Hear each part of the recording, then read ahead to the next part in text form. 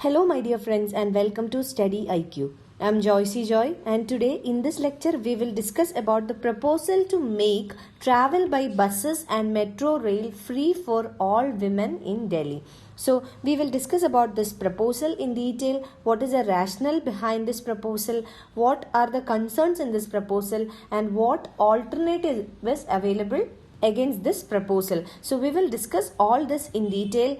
And from your UPSC perspective, this is an important topic for your mains examination. In your UPSC Civil Services Mains examination, this topic comes under your GS paper 2 under the subtopic social justice. So from that perspective, this is a very important topic, but it is also very important to analyze what are the concerns in this proposal and what alternatives are available.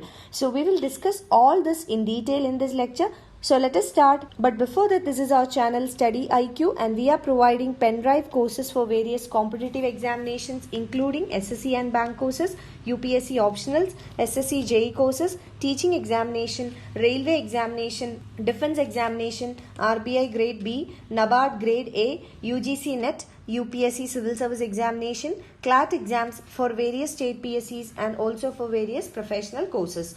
You can visit our website www.studyiq.com for more details or you can call to any of these numbers for more information. So now let us first analyze what is the current affair. So the Delhi state government, which is led by the Aam Aadmi Party, has proposed to make travel by buses and metro rail free for all women in Delhi, and it is considering this proposal to be implemented in about 3 months. So this is the recent proposal by the Delhi state government. So in this lecture, we would be analyzing what is the rationale behind this decision and what are the challenges or shortcomings in this decision and what are the alternatives available, and we will also analyze whether these alternatives are better than the recent proposal of the Delhi government. So having understood the current affair, let us go to the rationale behind this decision by the government. So National Capital Region or the Delhi, which is the country's capital, is considered as one of the most unsafe urban regions for women worldwide. So it is not only at the national level, if we take it to the global level also, Delhi is one of the most unsafe urban regions for women.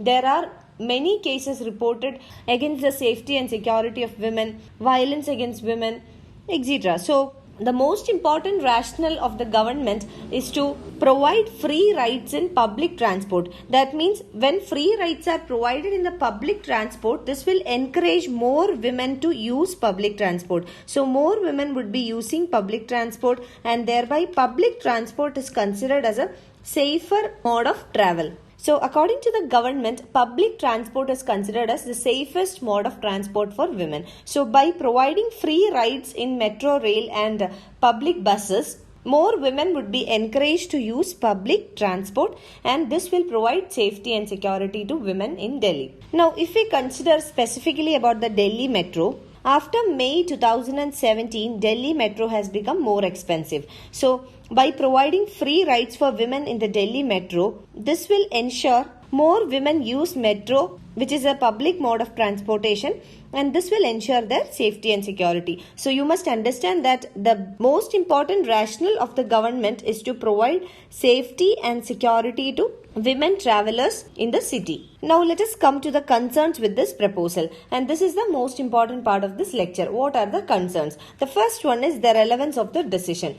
So if we consider the women who travel frequently on metro or public buses, they are the women they can actually afford to pay the full fare. This is because those women who work in a formal setup or a formal organization, they mostly rely upon metro rail or the public buses. But there are a lot number of women in Delhi who cannot really afford metro or buses, and these women will not be benefited from this decision. This is because the modes of transportation like the metro and the public buses does not offer a last mile connectivity. Now, if you are a resident in Delhi or if you have ever traveled in metro rail in Delhi, you will know that the metro stations are at the urban centers or in the cities. So, those women who are domestic laborers or those who are casual laborers, they reside in places which are far away from the metro stations or bus stations. And this modes of public transportation like the metro or the public buses does not provide a last mile connectivity. So these women are not going to benefit because they stay far away from the city centers. So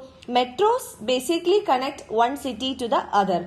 The metro stations, if you see, they are at the city centers. So basically those who are in need of such a help, they reside far away from the metro stations or the bus stations, and they are not going to benefit out of such a proposal by the government. So for those who are dependent on casual work or domestic help, the public transport does not connect their place of residence and their place of work. If we take the specific case of women who provide domestic help, they usually walk around 2 to 6 kilometers daily to reach their place of work. So those category of women who are really in need of help, who are the most vulnerable, does not fall under the category who will benefit from such a proposal of the government.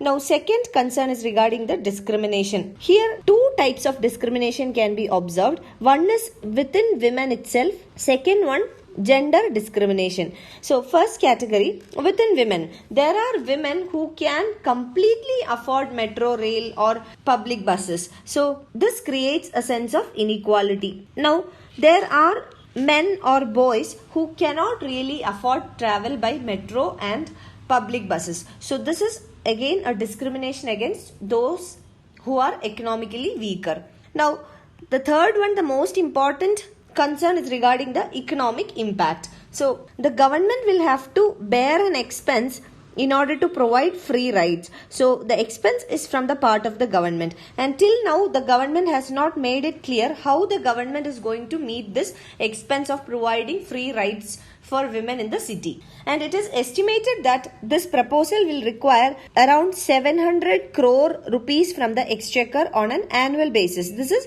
yearly basis. So how the government will bear these expenses, government has not explained yet. So if we look at the public buses or the metro rail, let us first come to public buses. The Delhi Transport Corporation has been running on a loss. So in the year 2018-19, it is estimated that around 1750 crore rupees was the estimated loss of the Delhi Transport Corporation. And from 2013-14 to 18-19, that is over a period of 5 years, the loss has increased. In 2013-14, the loss was 940 crore. It increased to 1750 crore, almost double, close to double. So if the government is planning to provide free rides for women, the loss will again shoot up. Now if we come to metro rail, the operating ratio, that is the expenses and the revenue, that is the operating ratio of the metro rail, is also not very impressive, and if government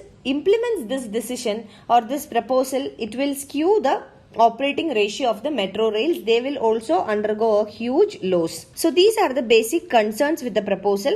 Now moving on, let us understand what is the way ahead or what are the alternatives available. So let us talk about the alternatives. The first alternative is to provide discounted fares, not free travel but discounted fares for certain classes of commuters.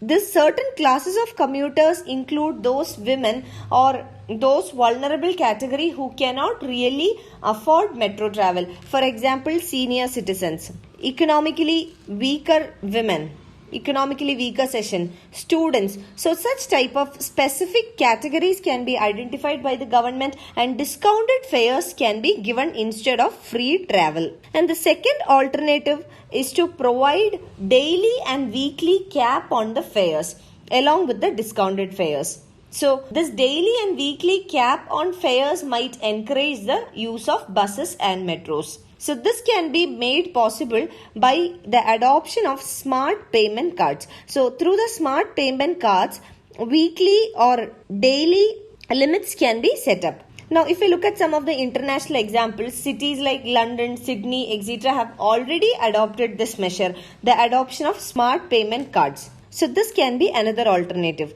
Now coming to one of the most important initiatives that the government should focus on is to provide free electronic rickshaw rides to the people. We have discussed about those population who work in the informal sector, those who work as domestic helpers or casual laborers, and the public transport is not going to benefit them because their place of residence would be at least 15 to 20 minutes walkable from the metro stations or the bus stops. So in order to help the most vulnerable category, those who are in much need of this benefit, the government can introduce free electronic rickshaw rides to those category who are economically weaker, who are dependent on mere wages, who work as casual laborers or who work as domestic help. This would provide them with last mile connectivity, and also this will ensure the safety and security of the most vulnerable category.